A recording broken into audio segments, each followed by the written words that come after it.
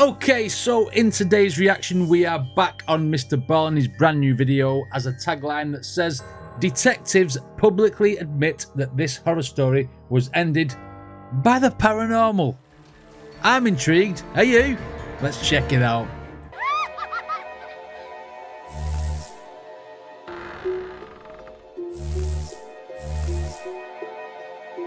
A big thing with these Mr. Ballen videos is we want to know what he's going to do to the like button every week. Right, let's get it.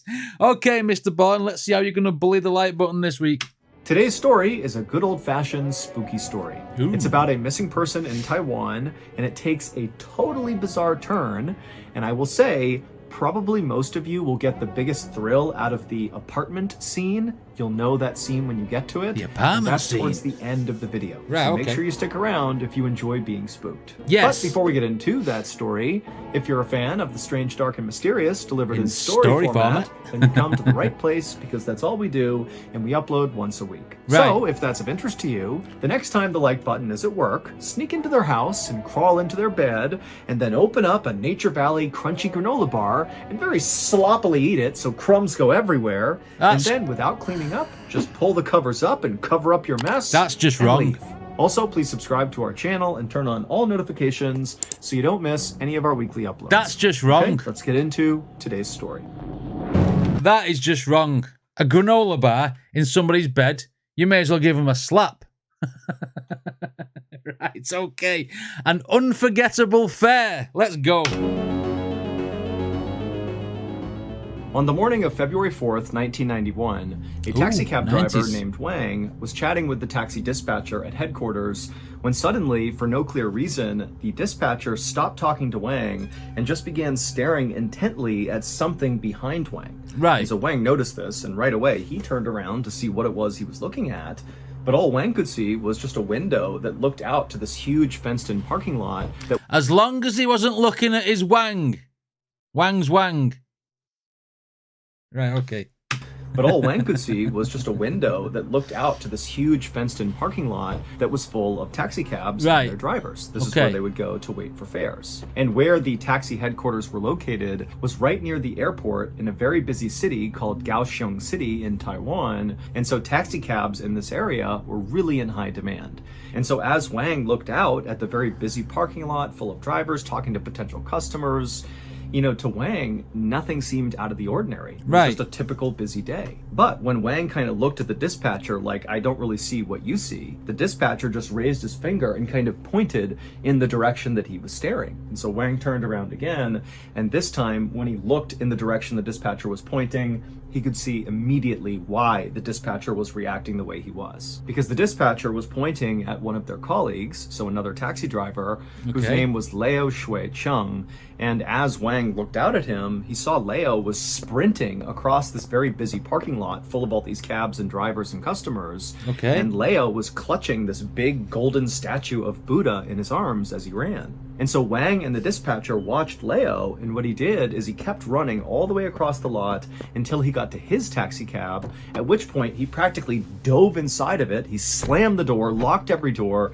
and then began looking around frantically like he was expecting someone to show up who had been like chasing him or something. Like security. You know, you've probably robbed a golden Buddha from a shop.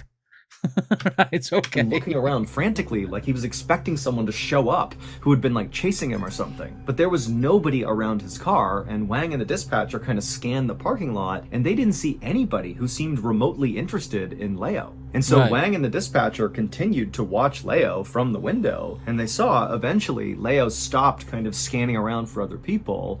And at that point, he took that golden statue of Buddha and he placed it up on the dash of his cab. And this was not the first Buddha statue that he had put up there. From Wang and the dispatcher's perspective, it looked like he had at least 2 or 3 that were right up there alongside this new one. Were they all stolen? Then after Leo placed this new golden statue, he sort of sat back in his chair, and from Wang and the dispatcher's perspective, it sort of looked like he had closed his eyes and was praying or mumbling something, but, you know, whatever he was doing, it just seemed kind of odd. And so eventually, Wang and the dispatcher stopped watching Leo, who still just continued to sit back in his chair and, you know, mumble or pray or something. And then Wang and the dispatcher looked at each other and they exchanged very concerned looks.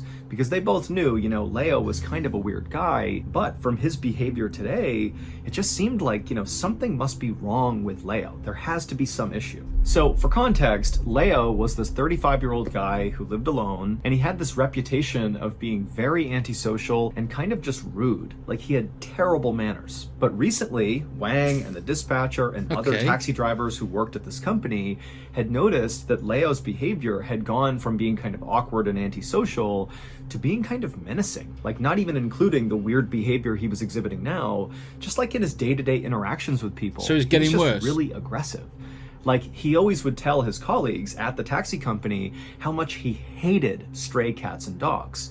And, you know, a lot of people found these stray cats and dogs in their neighborhood in the city to be a bit of a nuisance. You know, they'd rummage through trash and make noise or whatever, but nobody really paid them much attention. They were just stray animals trying to survive. Like, it wasn't a big deal. But for Lane... So, like, he hates cats and dogs, he hates stray cats and dogs, or cats and dogs in general, whatever. Well, why is that making him menacing with people? I'm intrigued. I don't know where this story's going. Paid them much attention. They were just stray animals trying to survive. Like, it wasn't a big deal. But for Leo, he like obsessed over hating the stray cats and dogs and how much he wanted them to get out of his neighborhood. And somewhat recently, he had come to work and told his colleagues that he had gone out and gotten a crossbow, and at night he had begun shooting at the stray cats and dogs, which totally horrified his colleagues. And now Leo had this weird thing going on with his Buddha statues that he was putting inside of his cab. And also, in addition to those statues, he had begun putting on the windows inside of his cab these things called fulus, which are these little strips of yellow parchment paper that basically ward off evil spirits. And so Leo had basically transformed the interior of his cab into this sort of like weird shrine or temple. And in fact, Leo had... A temple of Buddha with signs. And he's got a crossbow, a Daryl Dixon crossbow from Walking Dead. So he's gonna go like harpooning like defenseless animals. What the hell?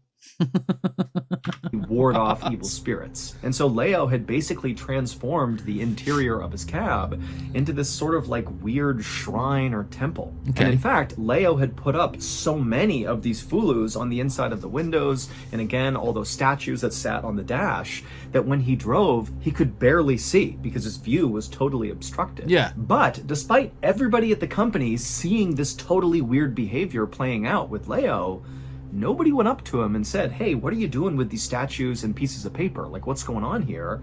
Because nobody wanted to interact with him. He seemed like kind of a menace. And so people just... Not just because he's got a menace, but because he's got a crossbow. You know what I mean? Yes, Baz, a psycho or a sociopath. Right. We get into the nitty-gritty. Because nobody wanted to interact with him. He seemed like kind of a menace. And so people just kind of let him do his thing. But now, as Wang and the dispatcher are watching Leo like run across the lot and act totally psychotic, they looked at each other and they were like, maybe we should do something. And so Wang volunteered to call the police, and as Wang turned to go walk out and make the call, he saw Leo peeling out of the parking lot, nearly smashing into cars and people, just driving like a total maniac.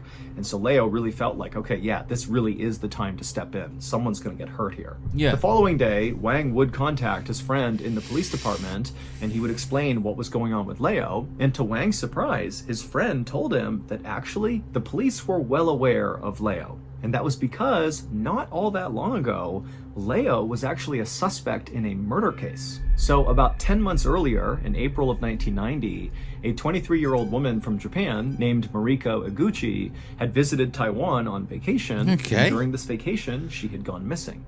Now, at the time, the Taiwanese economy really relied heavily on Japanese tourism, and so Taiwan really aggressively marketed to Japan to, come visit, come on vacation here. And so it was pretty common for Japanese college students to visit Taiwan on vacation to celebrate things like a graduation or a birthday party. And so that's what Mariko was doing. She was here celebrating, and she was traveling alone. Also, one sort of quirky thing about Taiwanese culture at the time was it was pretty common for taxi cab drivers to open up their own personal homes to their fares, basically saying, hey, don't stay at a hotel, I'll give you a ride wherever you're gonna go, but then at night, you can stay at my house with my family. And so it was just... If you got into a taxi or Uber these days, wherever they're called. And the taxi driver said, I tell you what, I'll take you where you want to go, but you can sleep at my house. Would you not think that was just a little bit strange? Especially if the guy had a load of, like, symbols in his car and Buddhas and a crossbow in the back seat. Yeah, okay, Lou, I'll stay at your house. No problem, mate. No. I'll give you a ride wherever you're going to go, but then at night, you can stay at my house with my family. And so it was just kind of a thing in Taiwan that people visited and stayed at the homes of their taxi cab drivers. So when Mariko came to Taiwan on this vacation, this is what she did. She stayed in the home of the taxi cab driver, and it was during this period of time that she went missing. And so naturally, when the investigation began into her disappearance, the first place police went were the taxi cab drivers. And so first, the police focused on a driver in the capital of Taiwan who said he had given Mariko a few rides, he had brought her sightseeing, and then he had let her stay in his home. But he said, you know, after that, she left and he didn't see her again. Yeah. He had no idea what happened to her. Sure. And the police would actually discover that after Mariko left that particular driver's house, she would send a postcard to her family that was dated after she had left. And so basically this ruled out the first driver as a suspect. Right. And so for a little while, this case went cold because the police couldn't find any other taxi cab drivers that had given Mariko a ride. But then, a few months later, the police offered a reward for information about what happened to Mariko, and it was then that police got a tip that Mariko had been seen speaking to Leo at the train station before she disappeared. Okay. But when police spoke to Leo, he immediately said, yes, I did give Mariko a ride, but that was it. She didn't stay at my house. It was just this one ride from the train station into town, and, you know, after she got out, I have no idea what happened to her. And so police would ask Leo dozens more questions and they would try to get more information from him, but he just didn't have any. And then at the same time, there was this flood of all these new tips that began coming into the police station about this case. But it would turn out a lot of these leads, like all of them, were just terrible tips. People were calling in totally random stuff just because now there was this monetary reward for information. And it was kind of incentivizing people to just call in anything. And it was actually money makes the world go round. People make up stories when they think there's going to be a reward and yada, yada, yada. But if this guy was acting weird and he was getting aggressive and he's buying a crossbow, definitely suspect number one. Reward for information. Yeah. And it was kind of incentivizing people to just call in anything. And it was actually making the investigation much harder because now the police had all these bad tips. And so they really weren't getting anywhere. But despite the slow progress the police were making in this case had really been elevated and become like a huge international news story, and lots of people all over the world were following it. And during this time, when all these people are tuned in to this case, really weird things began happening surrounding this case. People in the city began receiving all these strange phone calls from this kind of frantic woman speaking Japanese. And in Taiwan, people predominantly speak Taiwanese and Mandarin, not Japanese. Right. Like, so Mandarin's a type of Chinese, isn't it? If I remember rightly. I bloody work at a Chinese takeaway. I should know this. I think Mandarin is a type of Chinese, isn't it? Let me know in the comments if I'm right. People predominantly speak Taiwanese and Mandarin, not Japanese. So this is a weird phone call to be getting in Taiwan. Okay. And also, at this time, you need to remember that Mariko's disappearance was kind of all over the news. And so to get these weird calls from a woman speaking Japanese who sounds totally frantic, it made people in the city believe that it was Mariko placing these strange phone calls. Right. But these calls, they didn't make any sense. It was just a woman kind of yelling in Japanese, and then she would just abruptly hang up. And also, there were all these reports of people claiming to have seen Mariko or heard Mariko just in the city walking around. None of it was substantiated, but there was just kind of this eerie quality to the case. And so when Wang called his friend at the police department to report Leo for his totally weird behavior, this was at a time when the Mariko missing person case was still totally front of mind in Taiwan and around the world. And also the police were still actively investigating this case. And frankly, Leo had not not been ruled out as a suspect in this case. He was not considered a primary suspect by any means, but he wasn't ruled out yet. And so the police are hearing that Leo's acting really funny, and it made them think, hey, maybe we should reinvestigate this guy and see if he really is connected to the Mariko missing person case. Yes. And so ultimately, after Wang hung up, his friend in the police department got in touch with the lead detective on the Mariko case and told him about what was going on with Leo. And this lead detective, whose name was Lin Xiaoji, decided he would just put Leo under surveillance to see what he was doing. Right. So they're on to him. So at the time when this case is still wide open and he wasn't a primary suspect, a lot of his erratic behavior was being not portrayed, reported to the police and everyone else. Hi, Jody. Welcome to the stream. And you know, putting him back in the frame, considering the guy has gone a little bit wacky in the head. Right, let's go.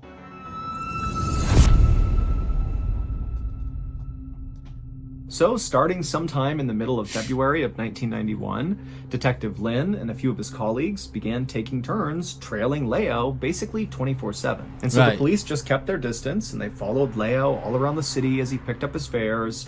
And, you know, the police never got out to talk to any of the fares, you know, to get insights into whatever Leo might have been saying inside the cab. Right. They just kind of watched from a distance and just wanted to see if there was any obvious red flags. Detective Lin figured, you know, if Leo was somehow involved in whatever happened to Mariko, let's say she was killed. Yeah. And let's say Leo was responsible for killing her. Maybe if they followed Leo long enough, he might drive to an area that was kind of connected to her murder. Maybe her gravesite or the place where he killed her or something. It's the old thing, isn't it, where the police actually stake you out. Don't move in yet. Don't move in yet. No, we need more evidence of this. We need more conclusive proof that this guy has done whatever. You know what I mean? It's that old thing that the police do. Not going in too fast. They do not shoot too soon, as they say. Connected to her murder. Right. Maybe her gravesite or the place where he killed her or something. You know, going to kind of strange random locations without a fare would likely be an indication to police that that was a place of interest. But as the police tailed Leo, that's not what he did. Leo basically never ever left his cab. Leo basically just picked up a passenger, drove them where they needed to go, and then repeated over and over and over again. Rinse and repeat. And then at the end of the night, instead of going home to his apartment that police knew he had, he would just sleep inside of his cab, just like in parking lots and stuff. And the only times he would go into his apartment appeared to be just so he could go to the bathroom or maybe shower or something, because they would see him through the window. But whenever Leo went into his apartment, he went through the same totally weird ritual every time. He would be in his cab, parked out front of his apartment, and the police are, you know, parked far enough away that they can watch this. And Leo, at some point, would begin kind of frantically looking all around him, as if he was looking for somebody who was trying to hurt him or who was spying on him or something. And then after kind of making sure the coast was clear, Leo would open up his door and sprint, like absolutely as fast as he could, into his apartment building. And he'd only be in there for like a couple of minutes before he'd come bombing back out and practically dive into his cab. And he would shut all the doors, lock all the doors. And then, you know, he'd clutch his golden statues and he'd rub his fulus that were taped all over the inside of his cab, and he'd continue frantically looking around, you know, to make sure nobody was there to hurt him or something. He's agoraphobic. He's got to be. He's got to be agoraphobic, because if he's bombing to his house, then bombing to his car, and then when he gets in the car, he locks all the doors, that says he likes to be on the enclosed side of things.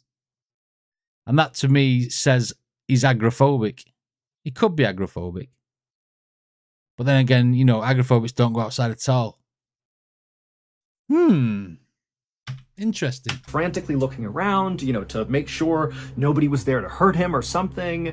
And then after a little while, he'd kind of calm down. He'd put his statue back on the dash. He'd kind of make sure his fulus were all in place. Yeah. And then he would drive away. So, of course, Leo's behavior, you know, from the police's perspective, was totally bizarre.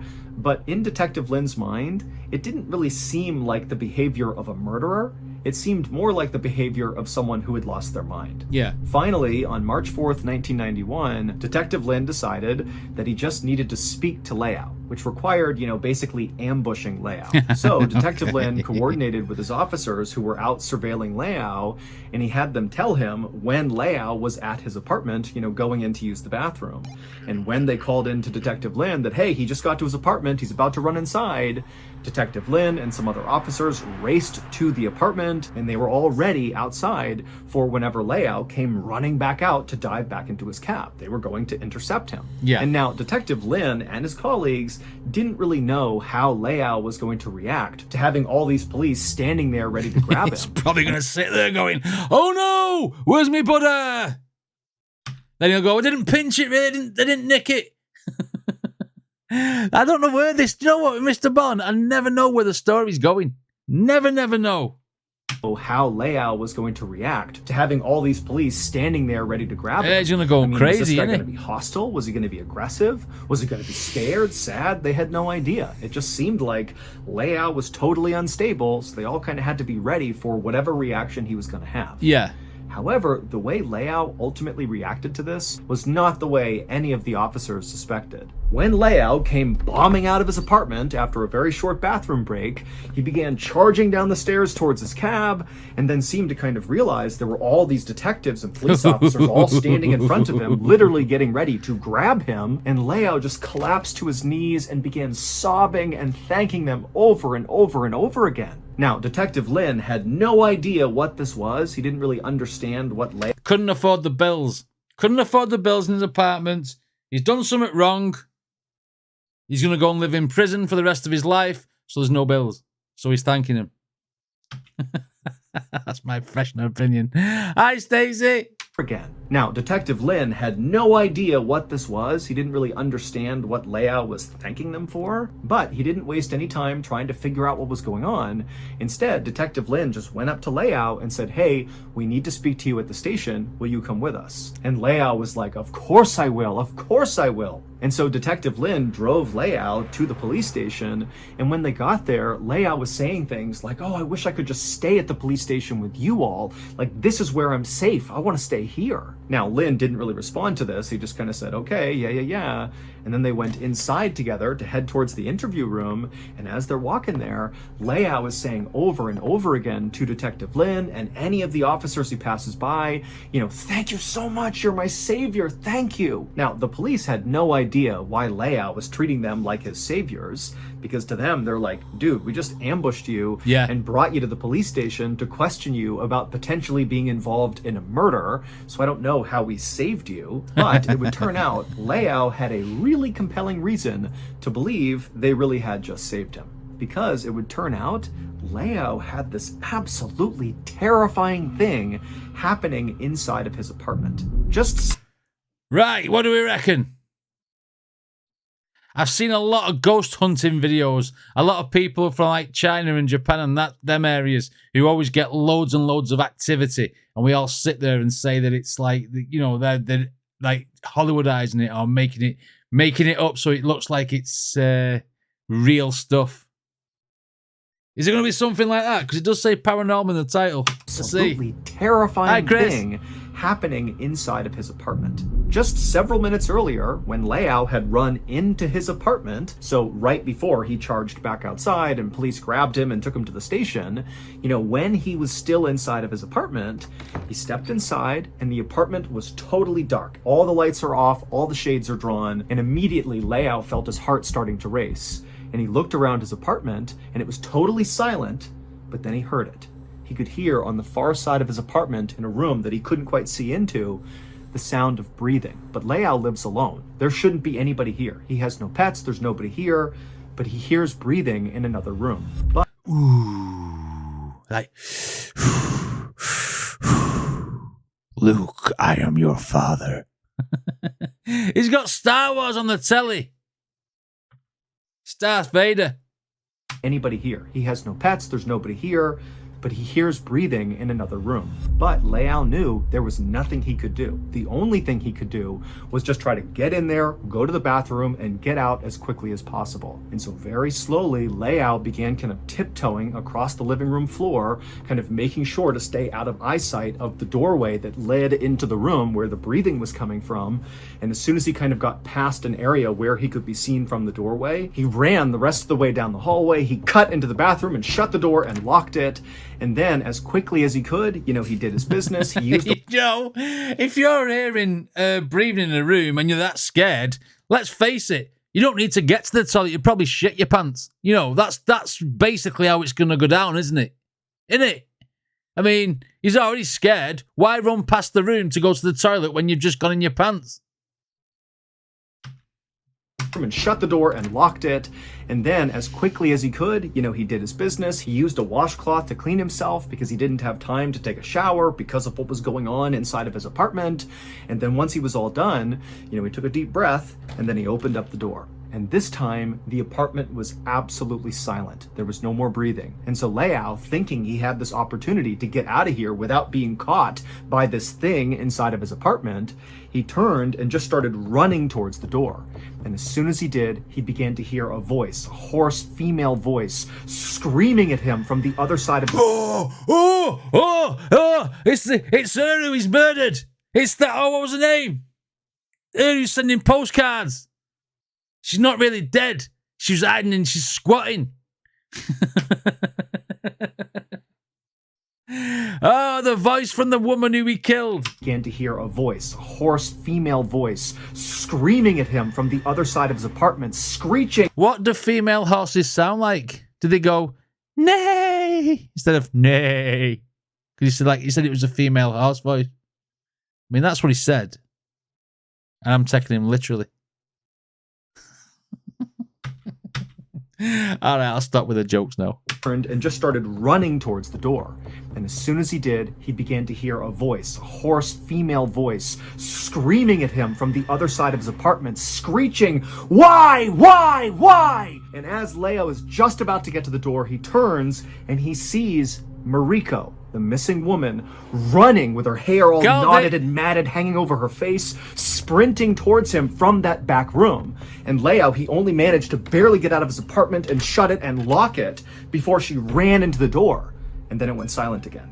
This is why Leao was acting totally crazy, because he was terrified of what he believed was like this demonic entity inside of his apartment. He didn't think that was a real person. He thought it was like the spirit of Mariko or something. And because he knows she's dead because he killed her.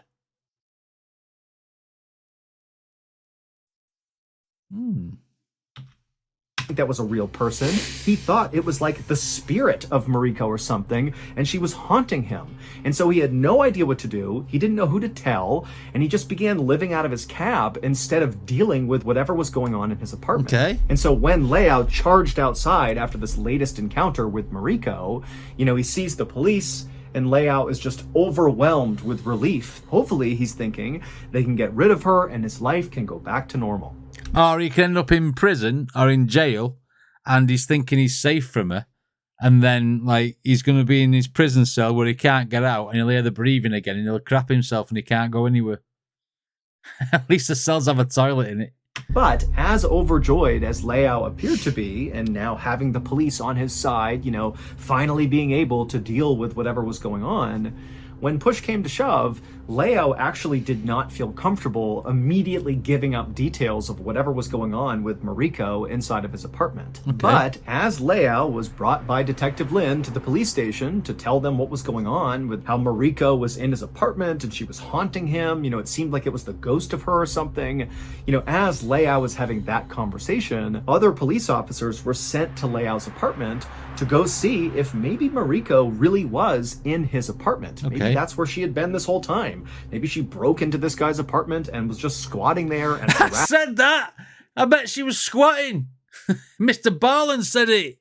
But this story is too straightforward for it to be that sort of scenario, because it's a Mr. BALLEN story, so you're not going to get some sort of twist in a minute. Where she had been this whole time. Maybe it's like Scooby-Doo when they pull the The werewolf mask off the janitor.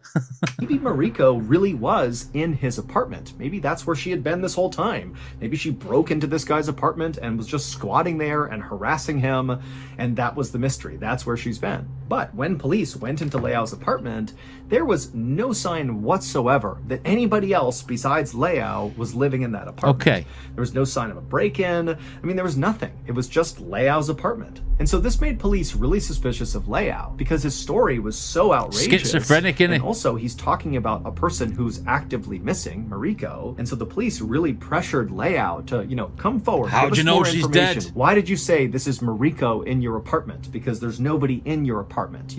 Tell us what's going on here. And so finally, after 4 days of intense questioning of Leiao did finally admit to police that there was more to this story. It would turn out Leiao really did pick Mariko up at the train station when she arrived in Taiwan for her vacation. So he did give her a ride, just like he said he had. But Leiao had lied about what happened after that. It would turn out, after giving her this ride, Leiao stayed with Mariko and they went sightseeing together, and then Leiao invited Mariko to stay with him at his apartment, which again was customary in Taiwan.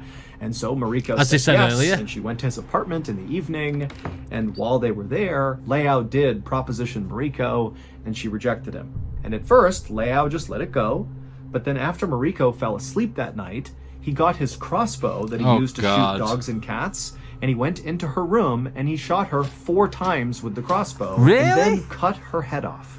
Leiao would bury her body the following night. What? Did shooting her 4 times not cut it? Did you have to remove the head? I mean, come on. That's gruesome. I mean, how many arrows can you put in a crossbow? It's only one, isn't it? You have to reload it and shoot again, then reload it and shoot again. That's took a long time. And then cut her head off. Leiao would bury her body the following night. But that same night was the first time Leiao began hearing the breathing in his apartment. He couldn't quite place it.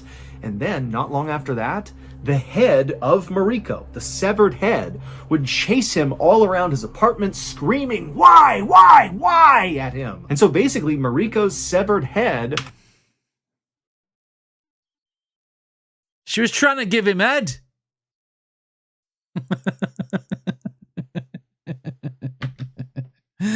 I'll have to cut that out.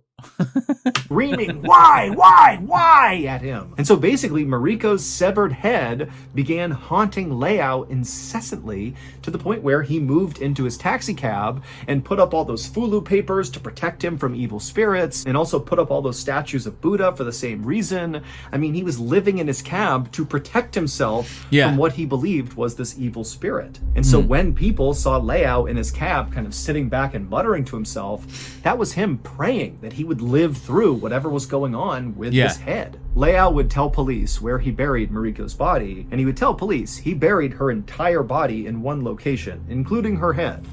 But when police dug her... Real photo of Mariko being found. Right, okay.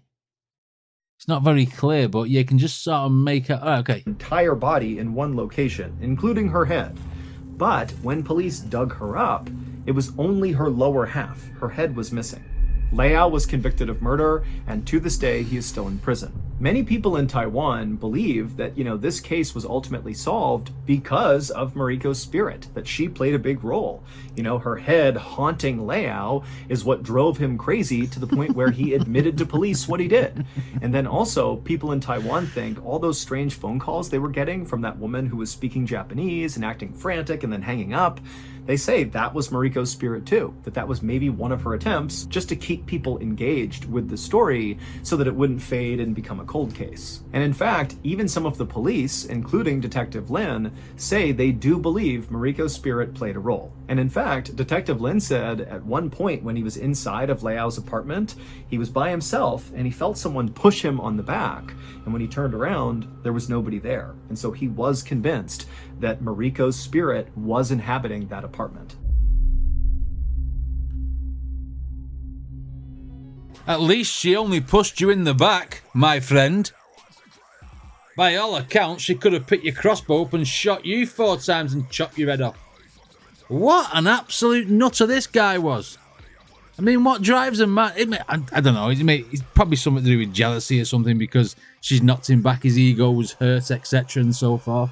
So, you know, he's obviously got a lot of mental health. He can't take rejection. So he turned into a psychopathic killer. And then ultimately his own mindset, because he's not, you know, his red wire is actually wired to his blue wire in his brain, means that he was absolutely and definitely paranoid about the events of killing her in the first place.